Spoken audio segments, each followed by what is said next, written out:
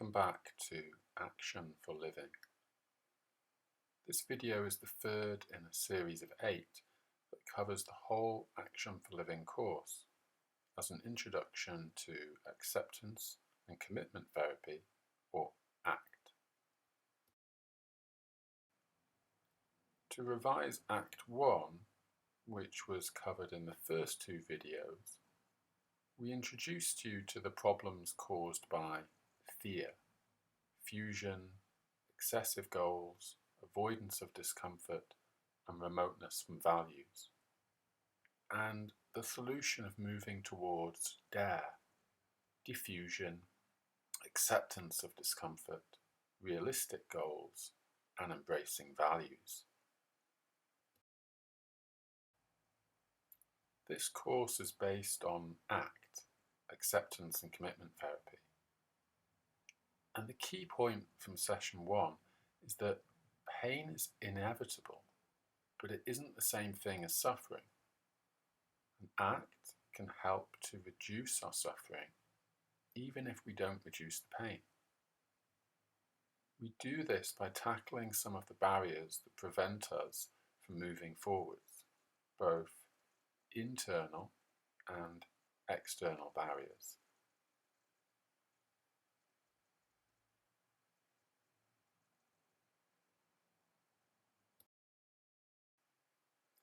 Act 1 also covered the 2 important underpinnings of ACT, values and flexibility.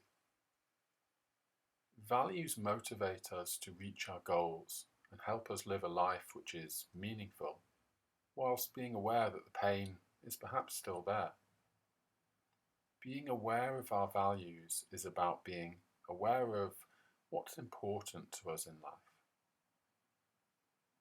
Increasing flexibility allows us to explore and discover ourselves, which provides us with more choices, more strategies, more options. It stops the automatic and habitual behaviours that we otherwise tend to engage in. This links to the home practice exercise of trying to develop flexibility by doing things in different ways than you normally would. And here's a quick revision of the home practices, which I hope many of you were able to take a look through and try. First, we had a world of unlimited confidence, and hopefully this exercise helped to clarify your understanding of what you might want to gain from viewing this course.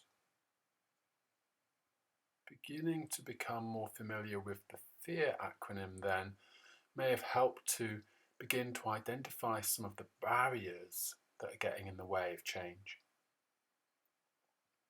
And hopefully you had a bit of fun with the third flexibility exercise, maybe choosing a different breakfast cereal, having a different drink, something relatively simple.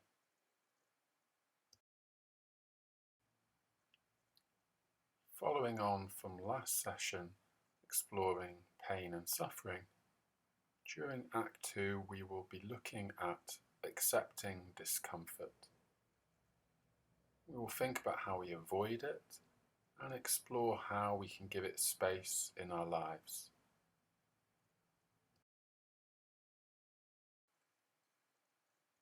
So today we're moving from avoidance to acceptance, both the A's in our Fear to Dare acronyms.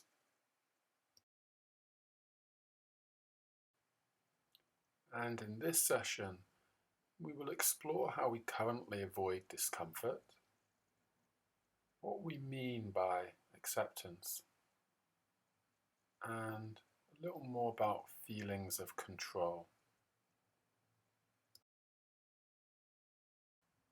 We'll start with a quick exercise, simply holding your breath for as long as you can. There may be a medical reason why this isn't a good idea for you, or you may simply choose not to do it. We include this exercise to give you an experience which can be more powerful than just telling you about it. For those of you who like to participate, I'd like you to get into a comfortable position and then on a count of 3, I'll start a stopwatch. Just hold your breath for as long as you can, and then keep a note of how long you were able to hold it for.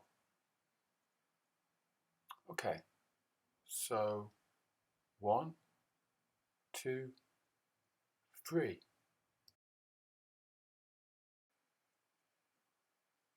Just hold your breath for as long as you can.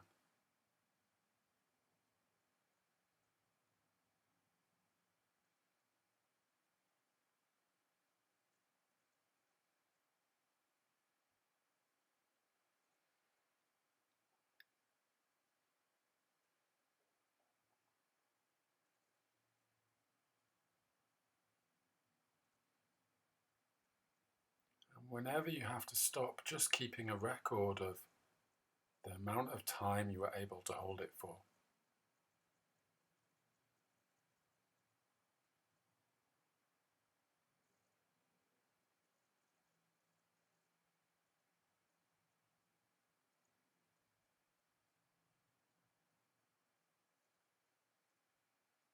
And breathe.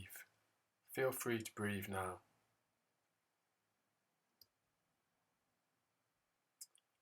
The problem-solving mind. Activity, lost keys. Imagine that when you get home after maybe doing some essential shopping, you can't find your keys.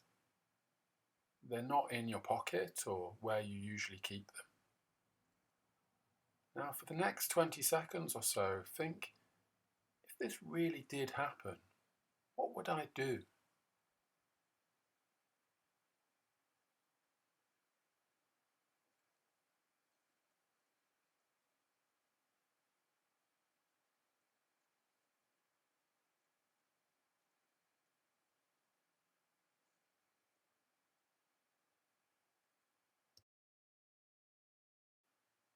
So what happened? Did your mind become very busy thinking about potential solutions? Did you imagine maybe how you might go about finding or replacing your keys? Start to plan how you would then achieve this, evaluate your options, predict the potential consequences of each by weighing up the pros and cons? Did you create a list in your head or play out certain scenarios? Did you maybe recall a past experience like this one to remind yourself of what you did then? Your mind probably came up with a number of possible strategies for finding or replacing the keys, or just for getting into your house without the keys. Here are some of those possible ideas. If I was in that situation, I could imagine myself emptying my bags and pockets, maybe calling my partner. Perhaps you've come up with some of the same or maybe a completely different list.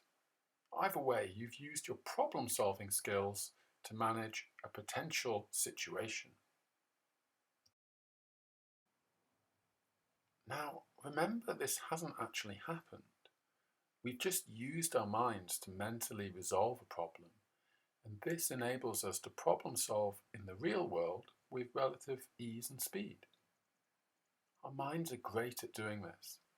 Using them, we can create options, evaluate, compare them, reflect on them, work through the possible benefits and risks. And this ability is ensured that we're the dominant species on this planet, despite being relatively weak, slow, and defenseless. However, our abilities to compare, analyze, evaluate, weigh up the risks can also lead to psychological issues, as these skills serve us so well when dealing with the world around us, but are somewhat less helpful when dealing with the world inside of us. For example, think of someone who compares themselves to their friends in terms of love or money or success, or someone who compares their current self to how they envisaged themselves to be 10 years ago. Such abilities bring close a whole host of unwanted thoughts and feelings. And how do we tend to deal with them? By avoidance. Imagine that instead of being locked out of your house, that you're feeling locked into an intense bout of depression. How would you tend to try to get out of it? Perhaps using alcohol, perhaps trying not to think about it, or simply retreating from it and spending all day in bed. Your ability to problem solve and provide options for escape that was wonderfully helpful 5 minutes ago with losing your keys is suddenly not quite so helpful. So the same problem-solving skills that are super helpful in the real world may not be so helpful in the realm of psychological health. You may have heard of the principle of experiential avoidance. That is, the more you try to get away from or solve psychological issues, the less you solve and the worse things get. The same tools that work well in the external world can cause real harm when turned towards the internal world.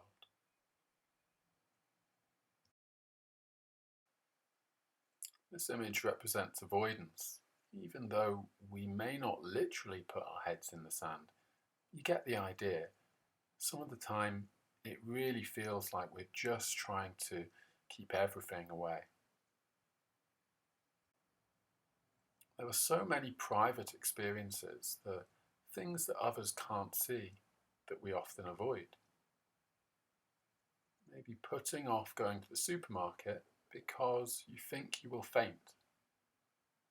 Not taking advantage of an important opportunity to avoid thoughts of failure. Not engaging in exercise due to the effort it demands. Avoiding social gatherings because of the anxiety it leads to. Inability to sustain close relationships to avoid feelings of vulnerability. Staying in a bad relationship to avoid potential feelings of loneliness from breaking up. Staying in a career you hate to avoid all of the uncertainty that comes from looking at alternatives. What all of these have in common is that they're all examples of unavoidable pain. It is our attempts to control or avoid these things that leads us to experience suffering. So what's the situation here? What's the private experience being avoided?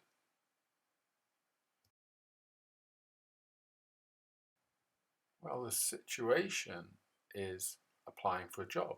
It's the job application. And the private experience being avoided is the fear of rejections, the I won't get it, which connects the sense of not being good enough, possibly being rejected. And this is what they're avoiding.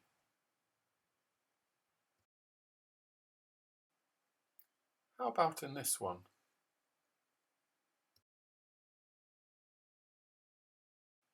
The situation is going to the supermarket.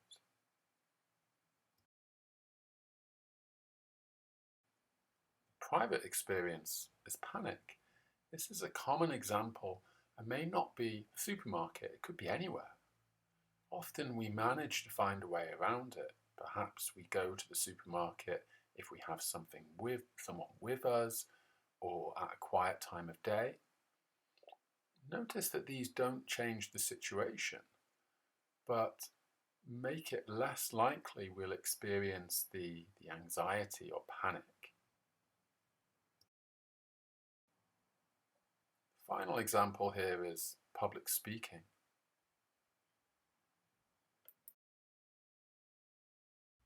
The situation being learning our notes off by heart. And the private experience, that sense that I look stupid. Now in this example, the person hasn't avoided the situation as they're still giving their talk, but they're still avoiding their feared private experience of looking stupid through control, through engaging in behaviour, learning their notes off by heart. And that protects them from their feared private experience of looking stupid. So remember, not everything in ACT is black and white. We discuss if actions are helpful or unhelpful. In the first two examples, the avoidance is likely to leave the individuals feeling disappointed in themselves. In other words, to add suffering to their pain. The pain being the anxiety that comes with having to perform or be sociable, and the suffering being the judgments and struggles they make against this pain. In the third example, the avoidance may be helpful or unhelpful, depending on how flexible one is when it comes time to deliver the presentation. If one is rigidly trying to stick to the script, they may be more liable to make mistakes and thus confirm their belief that they're stupid.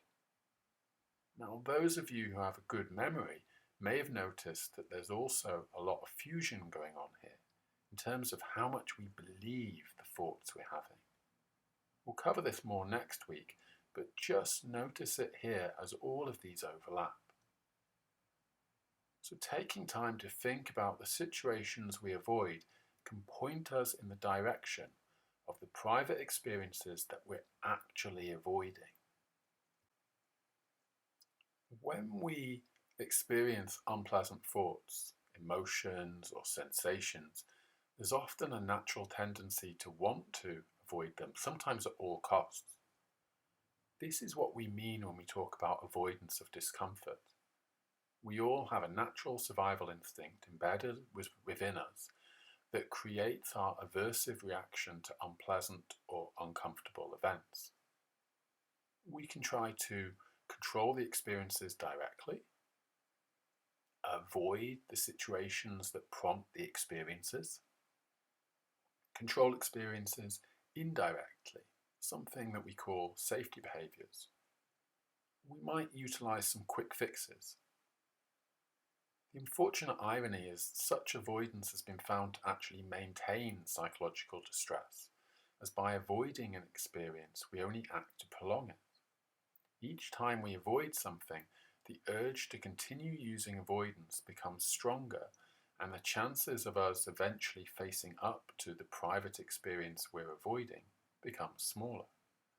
So by making sure we learn our lines off by heart, or that we always have someone with us at the supermarket, we're never actually allowing ourselves to experience our anxiety, and so it gets harder and harder for us to ever experience it. With quick fixes, we can experience long-term consequences for our well-being if we allow them to become any more than infrequent. If we take a drink of medicinal wine at the end of a long day, we might find ourselves doing this again and again until eventually it's become an addiction. Same with smoking, illegal substances, or even food. Similarly, we might shop, gamble, or even call a 24/7 psychic hotline every day to reduce our anxiety. All of which could have serious consequences on our finances, which in turn will impact on our ability to fully live a valued life. It's quite a lot to take in, so watch this video as a useful summary. This is a story of human motivation. Humans are motivated equally in two directions: to move away from things we don't want and to move towards things we do want. And this is a jolly good idea. It's a particularly good idea for things happening in the external world. But then humans invented language, and we developed words for things, including things happening in our internal world, like thoughts and emotions. And then we applied the same rule. Being clever, we classified difficult feelings like anxiety, doubt and uncertainty as things to move away from, and emotions like happiness, excitement and relief as things to move towards. This makes intuitive sense. But applying the away and towards rule to our internal world leads to problems. Think about something you've done that you're really proud of, like running a marathon or passing an exam.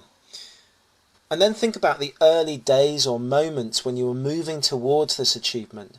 What were your thoughts and emotions then? The short-term result of moving towards something we really value is usually negative thoughts and uncomfortable emotions. So our minds tell us to move away, just as if we saw a bear or a moving bus. Then, if we do move away, the first emotion that shows up is relief.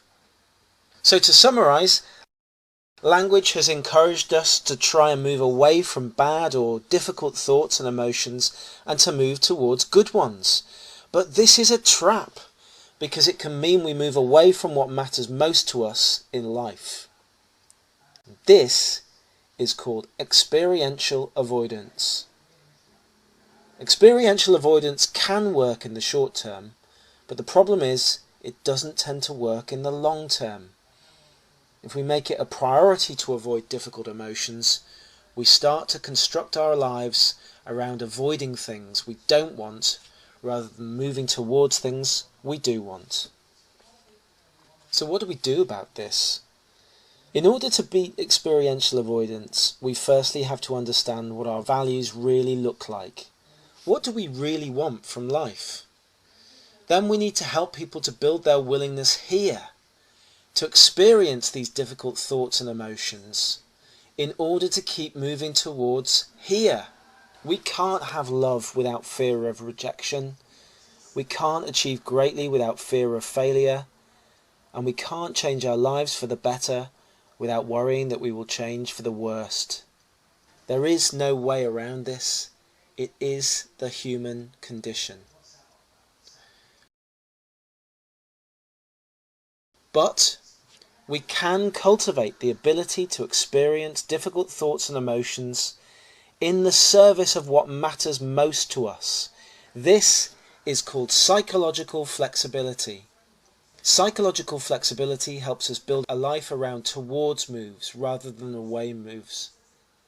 Whilst this can hurt, we get to do the things in life that matter most, and this makes a difference.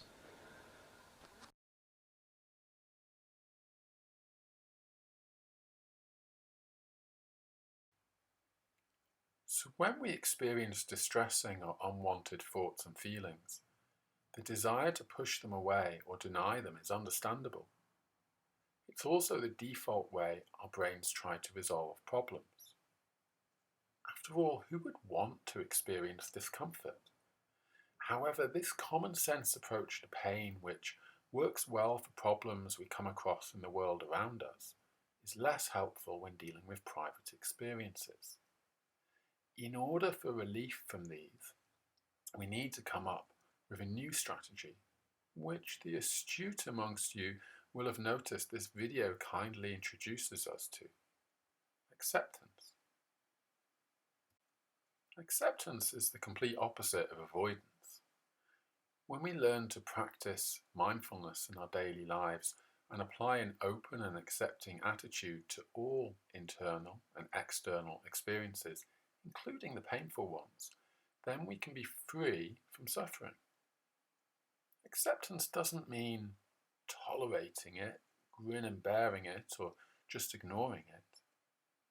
Rather, it means feel it, experience it, make room for it. It can be difficult for many people to believe that opening themselves up to their pain will free them from suffering. If this sounds like you, consider the fact that with all your efforts to avoid pain, you're possibly still suffering.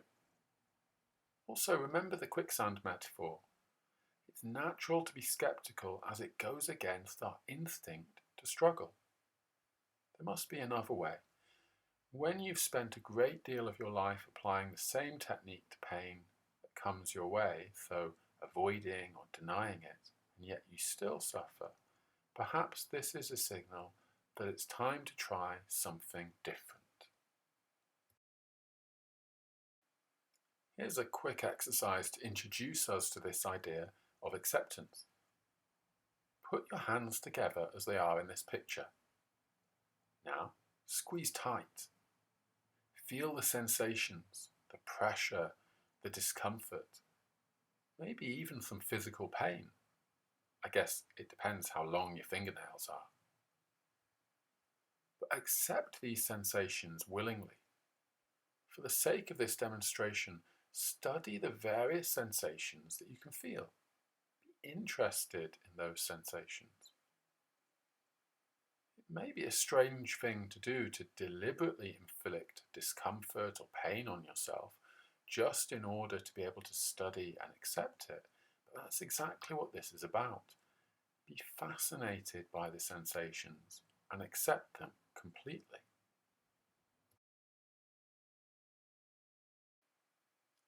Another way of understanding acceptance is willingness. You are willing to experience the sensation of the pressure on your hands without fighting it and with no attempt to change or to control it.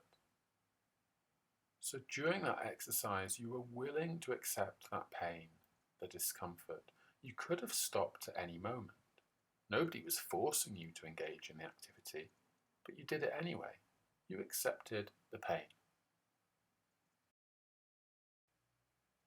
When we're in a state of acceptance, we notice our thoughts and feelings and physical sensations, whatever they are. We allow them to be there without attempting to get rid of them. We just observe them without judgment. And so here's another chance to see how long you can hold your breath for, but this time with a different state of mind, with the acceptance of discomfort, the willingness to experience it. Simply hold your breath for as long as you can and use this sense of willingness and acceptance of discomfort. Are you ready? On 3. 1, 2, 3.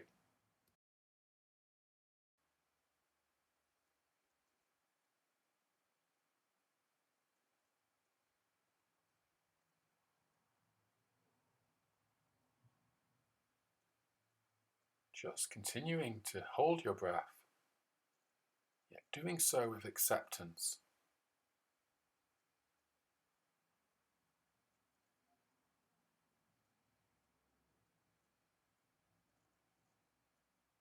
Being willing to experience whatever is there to be felt.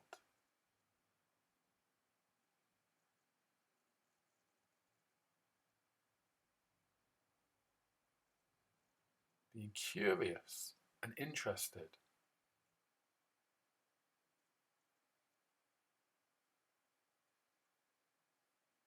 And whenever you're ready, taking a breath again. Feel free to breathe now. Okay, how was that? Did you manage to hold your breath for a little longer this time? What did you notice about your discomfort? Did it build up gradually or tend to come and go? Did you find yourself using any quick fixes? Maybe distracting yourself? If you did, remember that's okay if they help you to live a valued life. Yet, in this instance, our goal was to experience acceptance. If you did use them, don't feel deflated or disappointed. Just notice that that's what you did. Maybe go back and try it again, this time without trying to distract yourself. Did you notice that your thoughts were urging you to take a breath? With anxiety, we might normally try to escape fairly quickly, but by accepting the anxiety as we accepted the discomfort of holding our breath, we could stay in a situation for a little longer. Also, did you have a goal in mind? Perhaps you were aiming for a set number, either to beat your last score, or maybe to make it all the way to a minute. We'll cover values more in the last 2 videos, but be aware of how they can overlap here. Be aware how this likely helped you to experience some discomfort in order to achieve your goal, much like that accepting of the pain of revision in order to get a good exam result. By accepting the discomfort and committing to the task at hand, we were willing and able to take control. We made an informed choice to hold our breath in spite of the discomfort, and in doing so, we've demonstrated to ourselves, on a small scale, but still, that we can choose to accept discomfort. We don't always have to avoid it. We can control the stance we take towards our discomfort, our pain, and we can control the actions that we take and make a commitment to continue to do so. It's important here to emphasize that acceptance isn't about accepting something that we could change. How do we know what we can and can't change? The ancient Greek Stoic philosopher Epictetus had this to say on the matter: happiness and freedom begin with a clear understanding of one principle. Some things are within your control and some things are not.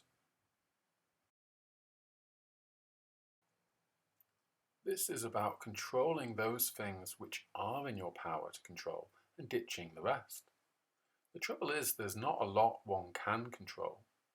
We can't control where we were born, who our parents are, the colour of our skin, what the weather's like. So what can we control?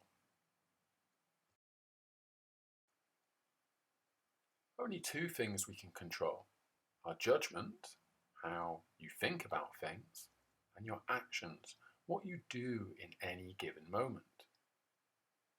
So the only thing we can control is ourselves.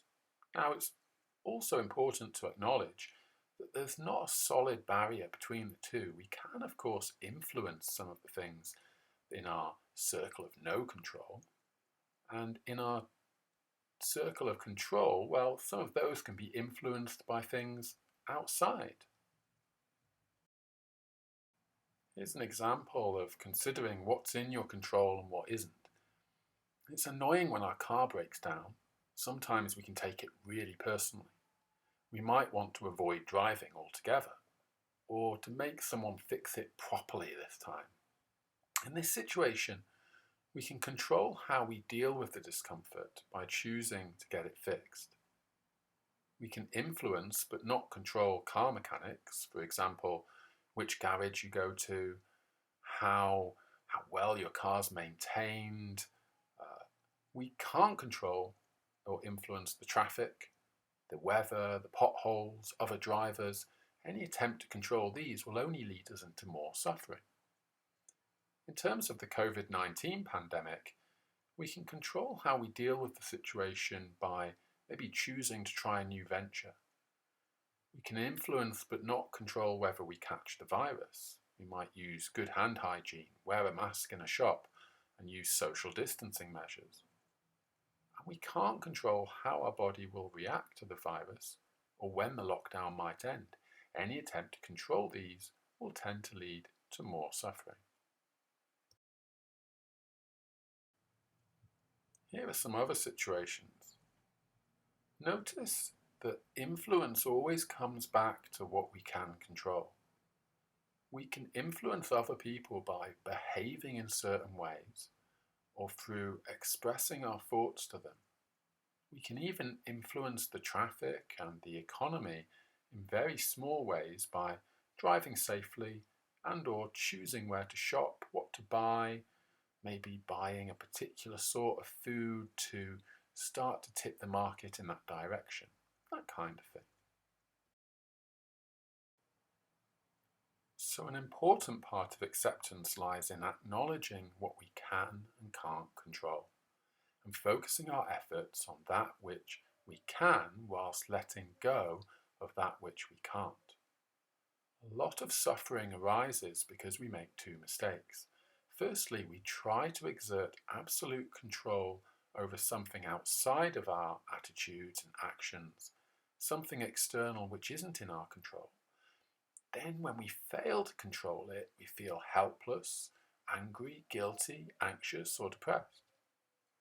Secondly, we don't take responsibility for what is in our control, our thoughts and beliefs. Instead, we blame our thoughts on the outside world, on our parents, our friends, our lover, our boss, the economy, the environment, the class system, and then we end up again feeling bitter, helpless, victimised, out of control, and at the mercy of external circumstances. To summarise, currently you may be avoiding discomfort. Avoidance is a common coping strategy which can be helpful in the short term but unhelpful in the long term and prolongs our suffering. We've looked at what acceptance means, noticing our thoughts, feelings and physical sensations, whatever they may be, allowing them to be there without attempting to struggle with or get rid of them, and just observing them without judgment. And accepting what we can and can't control, the importance of distinguishing between the two, and how this may reduce our suffering. This is the end of this video. I hope you found it helpful. Thanks for watching, and I hope you continue with part 2.